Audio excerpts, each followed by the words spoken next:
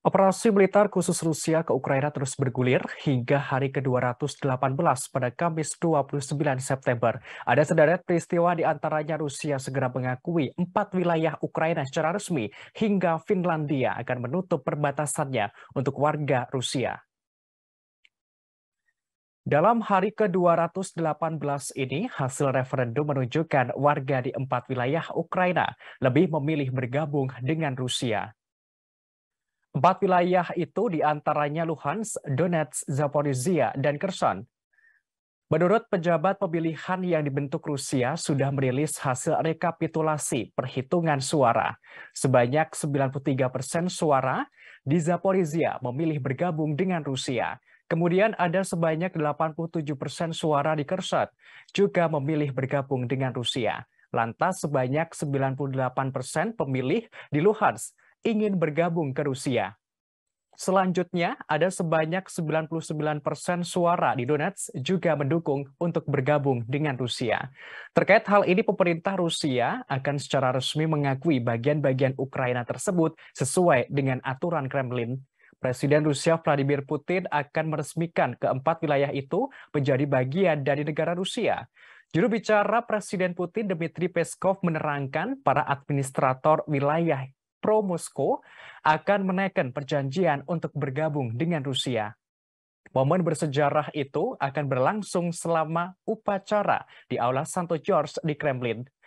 Dalam hari ke-218 ini juga, Finlandia akhirnya mengambil langkah kebijakan terhadap warga Rusia yang secara massal menuju wilayahnya.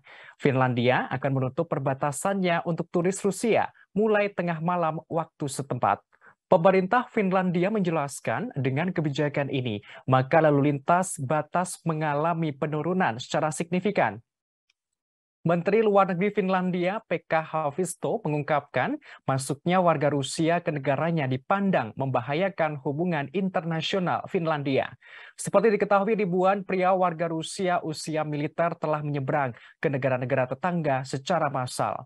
Hal ini terjadi setelah mobilisasi parsial diumumkan oleh Presiden Vladimir Putin pada Rabu 21 September. Mereka rela mengantri berjam-jam di penyeberangan perbatasan. Dalam hari ke-218 ini juga terungkap pipa gas Nord Stream telah bocor di 4 titik laut Baltik pada Kamis 29 September. Hal ini diungkapkan oleh penjaga pantai Swedia. Penjaga pantai itu menyebutkan ada 2 kebocoran di sisi Swedia. Selain itu dituturkan 2 kebocoran lainnya berada di sisi Denmark.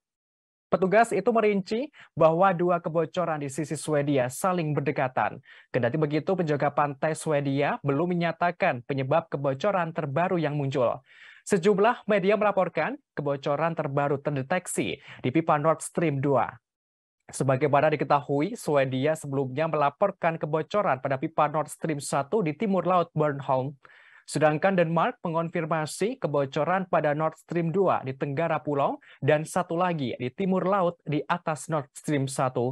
Komando Pertahanan Denmark merilis sebuah penampakan kebocoran gas di pipa gas Nord Stream 2 di Laut Baltik. Tampak lingkaran putih di lautan tersebut muncul. Gas di dalam pipa menggelembung ke permukaan di area seluas 1 km di permukaan laut. Terkait hal ini, sejumlah negara Skandinavia berupaya melakukan penyelidikan. Dugaan sementara kebocoran karena sabotase hingga serangan. Terima kasih sudah nonton. Jangan lupa like, subscribe, dan share ya.